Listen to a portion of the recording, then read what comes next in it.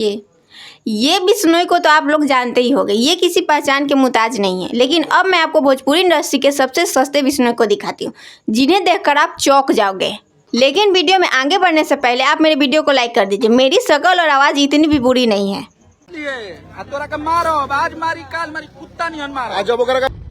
UP से आकर समर सिंह भाई मार जूतन पीट के बोलन हाले में क्यों जाना।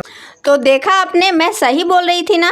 हमारी इंडस्ट्री अब फिल्म इंडस्ट्री रही ही नहीं, अब ये विवादों की इंडस्ट्री बन चुकी है।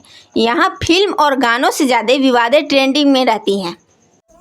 इन्हें देखने से ये लगता है कि यहाँ पर कोई कलाकार नहीं है, सब बाहुबली है, या यह कह सकते हैं कि सस्ते वाले बिश्नोई है।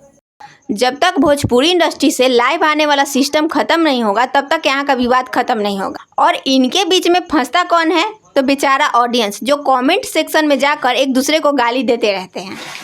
मैं तो ऑडियंस से यही कहूँगी कि आप इनके विवादों में मत पड़िए, फिल्म देखिए, गाने सुनिए और अपनी ज़िंदगी के मज़े लीजिए। और अगर मेरा वीडियो अच्छा लगा तो प्लीज़ मेरे चैनल को सब्सक्राइब कर लीजिए, वीडियो को लाइक कर दीजिए, शेयर कर दीजिए और ऐसी जानकारी के लिए मुझे फॉलो करते रहिए।